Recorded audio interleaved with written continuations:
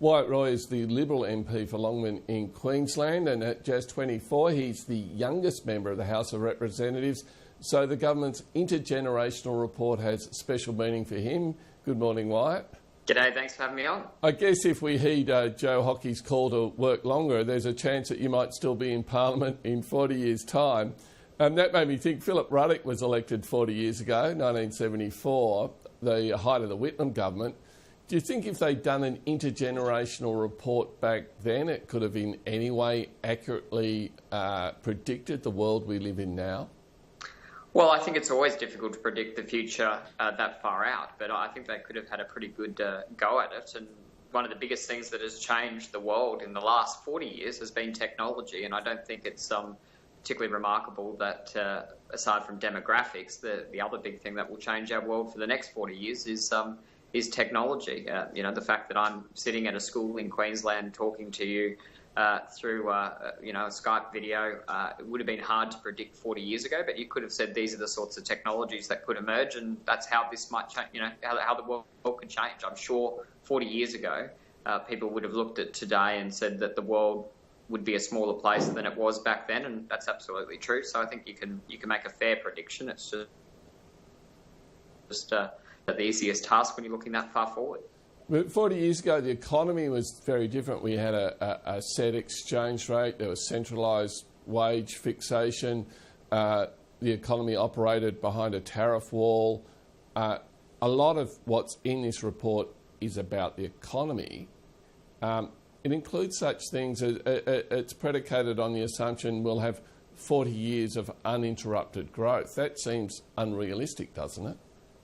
Look, I think out of all of the things in the report, that is probably the biggest assumption. That would mean that we have had the longest period of uninterrupted growth in certainly in modern history.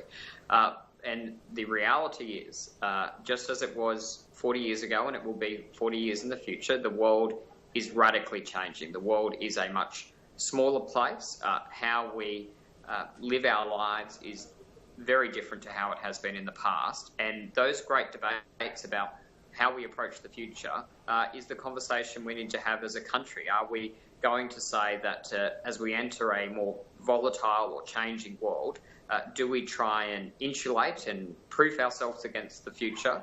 Or do we try and embrace that change, make that volatility and that change our friend, and create a country that is more competitive, more outward-looking, and ultimately more prosperous? And I think that, as Joe Hockey said yesterday, I think the Australian people are up for that discussion, and I think that it's our job to get out there and talk about how we can make this country achieve its greatest potential, which would result in that long-term economic growth.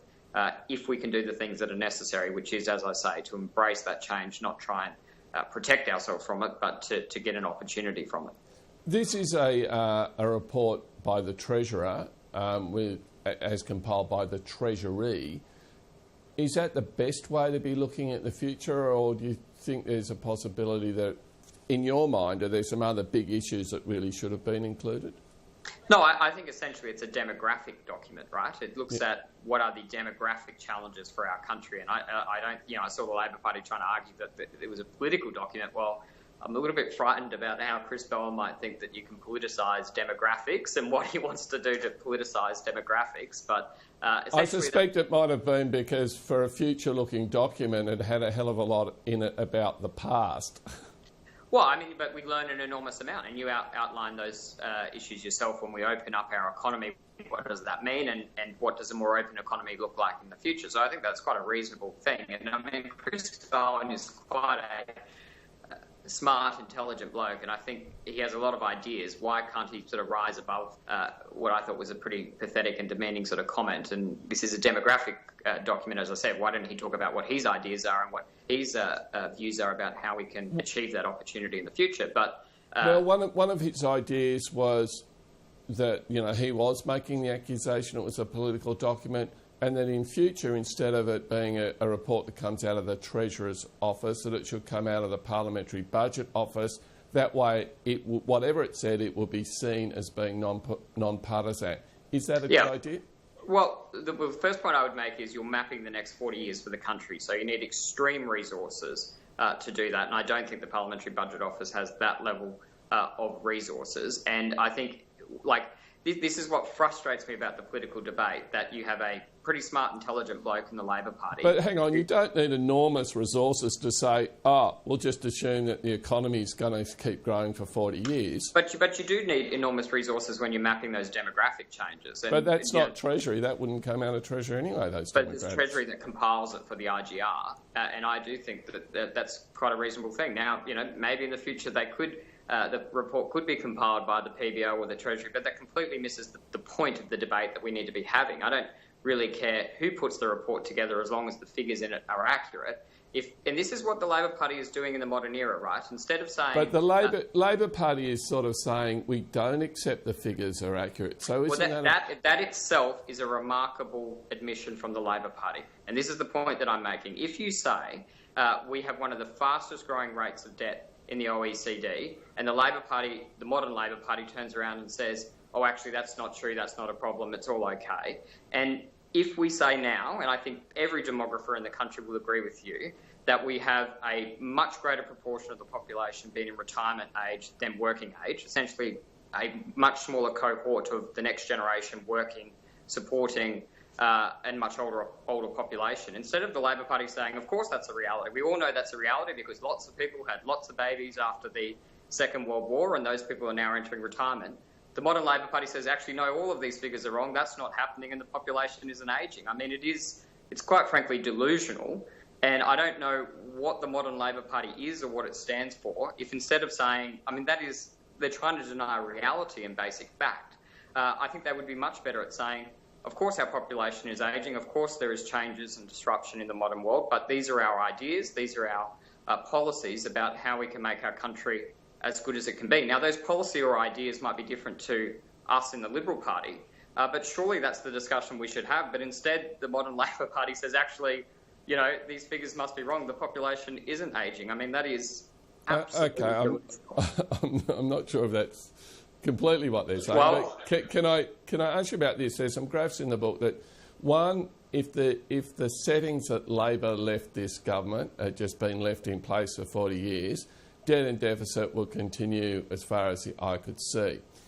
If the government's first budget had been implemented in full, of course it hasn't been, but if it had, everything would be okay. And as it is, with some of the budget passed, it's kind of halfway between the two. If it just takes one budget to fix the problem for 40 years, the whole debt and deficit crisis is overblown, surely. Well, I don't know whether that's exactly the way that I would couch those terms. I think you're right. It doesn't take one budget to fix these issues. And of course we should be... But that's what the government is saying. It's saying it would have only taken one budget to fix it. Well, but there's a lot of assumptions in all of that. And what I would say is, of course, we should be aspirational in the reform we're trying to achieve.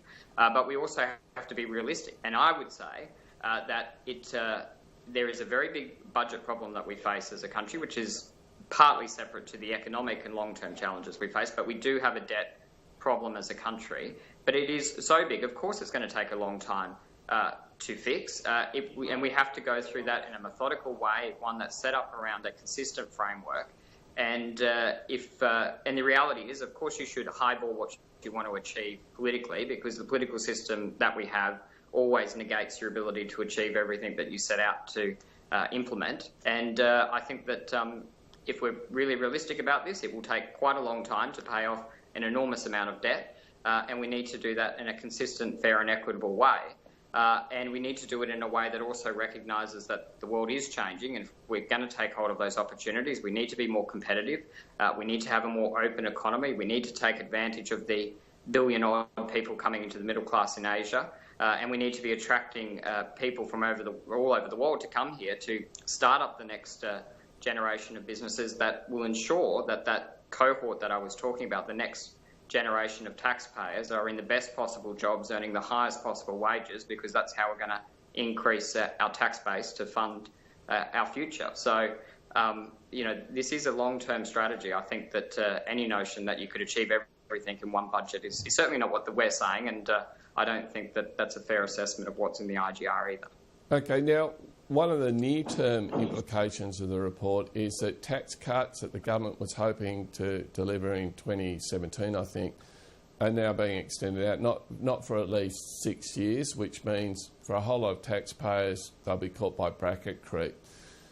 Would you like to see alternatives discussed? For example, there's some other revenue-raising measures that could be put in place. Some people might suggest a different treatment of superannuation, for example.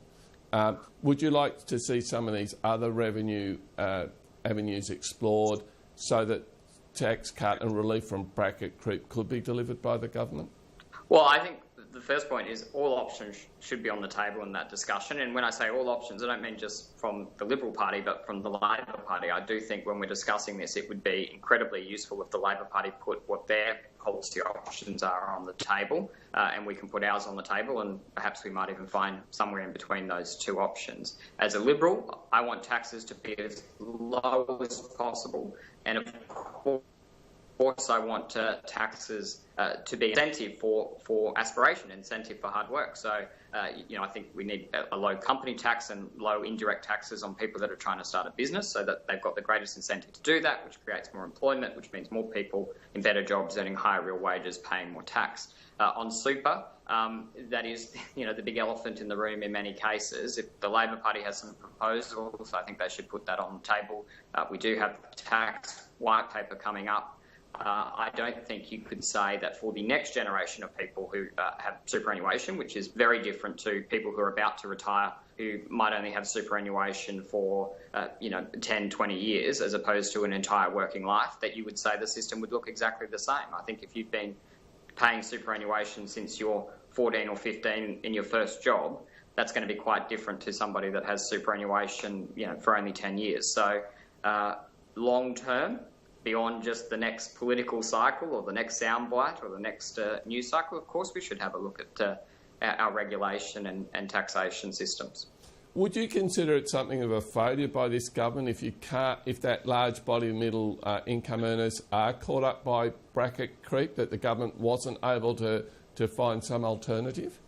Well, I don't think anyone really wants to see bracket creep. In an ideal world, as I said, taxes should be as low as possible for not just middle income earners, but lower income earners as well. Our aspiration, as I said, is to make taxes for everybody as low as possible, because when that tax base or that tax burden on individuals is lower, people can be more productive. They're more inclined to go out there and spend more money. They're more inclined to go out there and start businesses. And, of course, business owners are more inclined to employ more people. So, of course, our challenge is to try and make taxes as low as possible. That is our absolute aspiration. And certainly as a Liberal Party MP, I would want to see income taxes as low as possible. But we do have to deal with the budget situation, and we have to make sure that we can fund the welfare system that we have. We fund the defence forces of our country. We fund health and education, roads and all those things. So the framework that we work in as Liberals is the lowest possible taxation system, a vibrant private sector, and government providing those essential services to the highest possible level. Okay, Waytt Roy, thanks for your time today. Thanks so much. Cheers, mate.